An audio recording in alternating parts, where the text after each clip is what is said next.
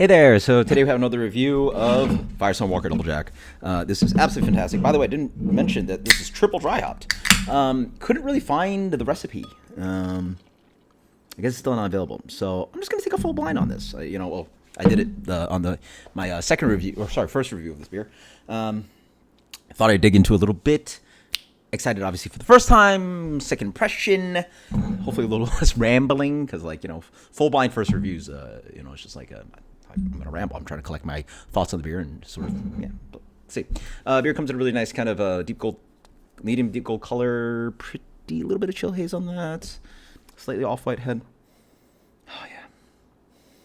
So now I smell it more on this first initial. It's quite fruity. Wow. Peach, mangoes, pineapple. A little bit of that, light biscuity malt character. A little bit of, dankness in there flying around, too. I feel like it's not as dank and interesting as I was having on my first impression. Here, I'm really getting the fruitiness. Again, really depends on your palate.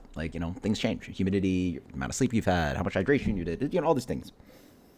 Yeah, this smells really, really beautifully sweet, tropical.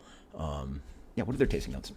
See, now I already have I've had the beer before, so let's dig back into their tasting notes.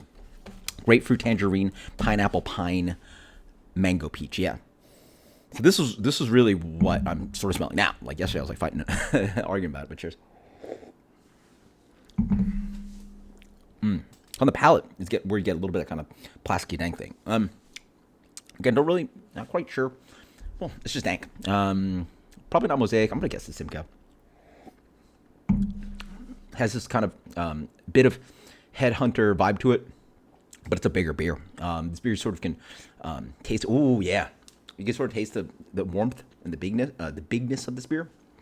And then this really beautiful, kind of sweet, candied, kind of tangerine character in the middle. Reminds me a little bit of High Life.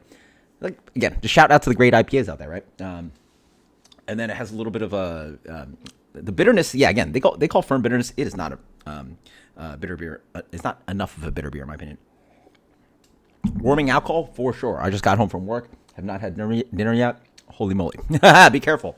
The warmth comes in, but it's pretty hidden on the palate. This beer, again, I follow my initial impression of this beer. This beer actually works at 9.5. Ideally, again, I think the perfect place for most hoppy beers, especially the platonic ideal. If you could just, draw the most, brew, the most perfect, great, it's probably not best for drinkability, right? But the impact of flavor and balance of malt and hop and all that blah, blah, blah stuff, 8-ish is what I found. And it's not my opinion, by the way. It's objectively, well, it is my opinion, but it's objectively the opinion of a lot of people. All right, Pliny the Elder, Head Topper, Fathead's Headhunter,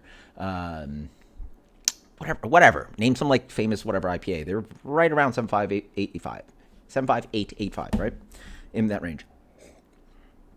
So normally, it's no reason to get to 9.5. It's always a detractor, and I always argue, why is this beer so much bigger? This beer makes sense. It just has a little bit more imperialness of an imperial IPA, right? There's a little oomph. Has a little bit of more body chew to it, a little bit more alcohol. The warm on the way down is not that bad.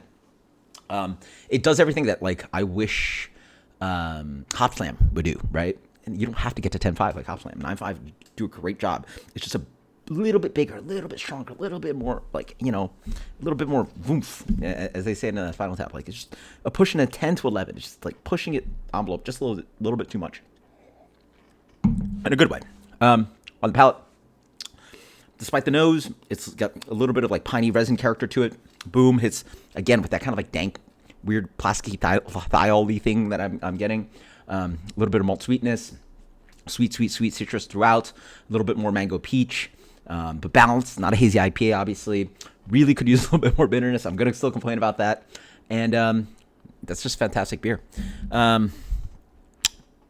If this is not going to be one of the best West Coast double IPAs I'm going to have all year, then I'm very lucky. If there's there are many better ones that I'm going to have this year. I like the fact that it goes to 9.5 with actually having reason to it, right?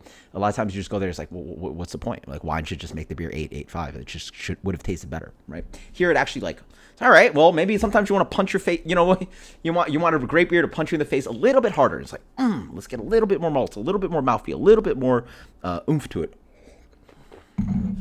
Why it has to be in a 16-ounce can? Terrible idea. Much rather have it in six pack, 12-ounce cans. Not even close. Not even close. Like this really shouldn't be in 16-ounce cans. But that's beside the point.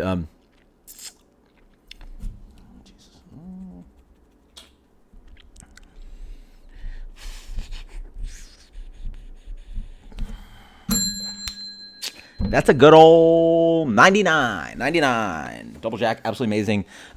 Thank you for rebrewing this after 30 years. Thank you, Firestone, because please, like, this really needed to exist. I don't know which dummies out there are not buying this stuff or why. If people weren't drinking this and that's why you had to discontinue it, stop. You Firestone walkers. Again, if it was in my market, it'd be a different situation. But whoever's got Firestone Walker not buy, like wasn't buying this, stop. Enough. Until next time, cheers.